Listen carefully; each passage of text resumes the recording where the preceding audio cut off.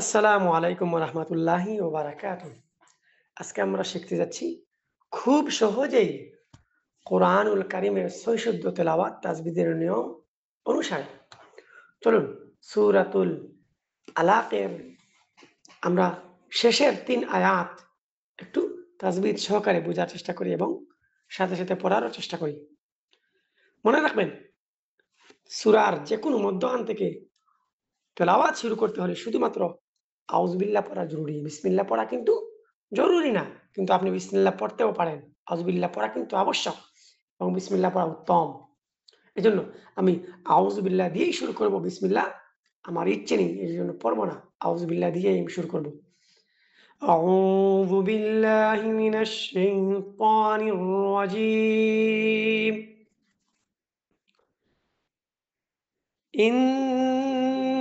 ইন্নাল্লাযীনা আমানু ওয়া আমিলুস সলিহাত। আমি কিন্তু এই জায়গার মধ্যে থামছি। এই জায়গার মধ্যে লাম আয়াত আছে। লাম আয়াতের মধ্যে কিন্তু থামা যায় না। থামার কোনো নিয়ম নাই লাম আয়াতের মধ্যে। তাও আমি কি করে ফেলছি? আমি থেমে গেছি। তাহলে আমাকে কি করতে হবে? পূর্বের শব্দ থেকে এই আয়াতটা আমাকে পূরণ করতে হবে। তাহলে কিভাবে হবে? আপনারাও চাইলে আমার সাথে পড়ে নিতে পারেন।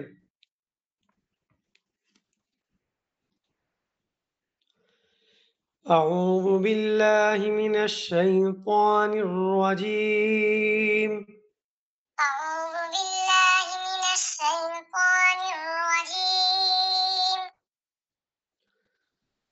إن الذين آمنوا وعملوا الصالحات أولئك هم خير البرية. إن الذين آمنوا وعملوا الصالحات أولئك هم خير البرية. মনে রাখবেন, যদি আপনার শ্বাসে সম্পূর্ণ আয়াত পড়তে না পারেন তাহলে মধ্য জায়গায় থেমে যাবেন এবং পূর্বের শব্দ থেকে শুরু করবেন।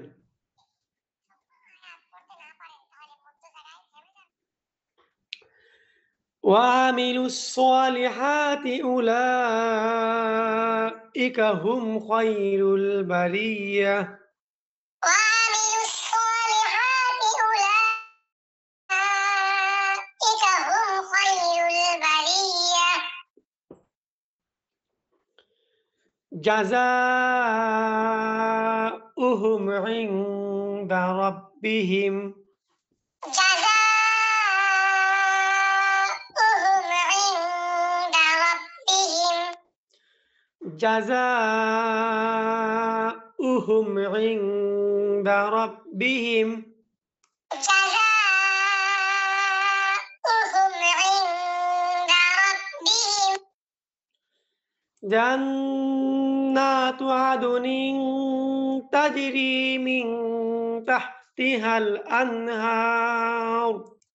جنات عدن تجري من تحتها الأنهار. الأنهار. الأنهار. الأنهار خالدين فيها أبدا. الأنهار خالدين فيها أبدا. رضي الله عنهم ورضوا عنه. رضي الله عنهم ورضوا عنه. ذلك لمن خشي ربه. ذلك لمن خشي ربه. যাই হোক, আমরা এই ৩ আয়াত পড়ে নিয়েছি। তাহলে এখন চলুন শুরু করা যাক। তাসবিদের কিছু নিয়ম বলে দেই। ইন্না এখানে ওয়াজিব গুন্না এক আলিফ লম্বা হবে। তারপর এখানে আছে উলাইক, এখানে ৪ আলিফ লম্বা করে পড়তে হবে। কেন লম্বা করে পড়তে হবে? এখানের মধ্যে ওয়াজিবের পরিমাণ হচ্ছে ৪ আলিফ পরিমাণ। তারপর হুম খয়রুল বারিয়া। হামিম পেশ হুম, মিম সাকিনের পরে যদি খা আসে তাহলে পরিষ্কার করে পড়তে হয়।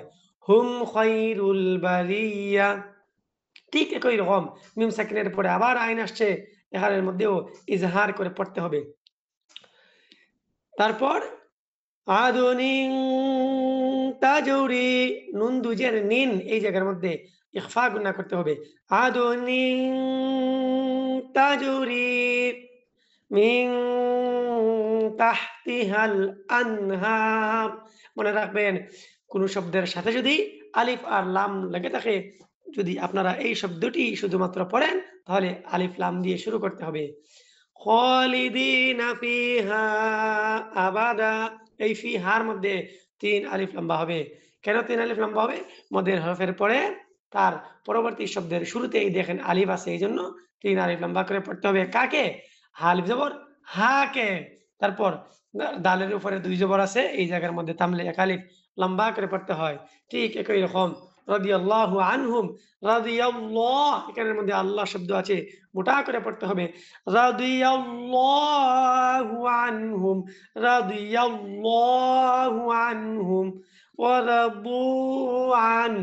তারপর যালিকা লিমান খাশিয়া রাব্বাহ। সাদাকাল্লাহুল আযীম। অবশ্যই আপনারা যারা সাবস্ক্রাইব করেননি, এই চ্যানেলটি সাবস্ক্রাইব করে সাথে থাকুন। দেখা হচ্ছে আপনাদের সাথে আবারও পরবর্তী ভিডিওতে। আসসালামু আলাইকুম ওয়া রাহমাতুল্লাহি ওয়া বারাকাতুহু।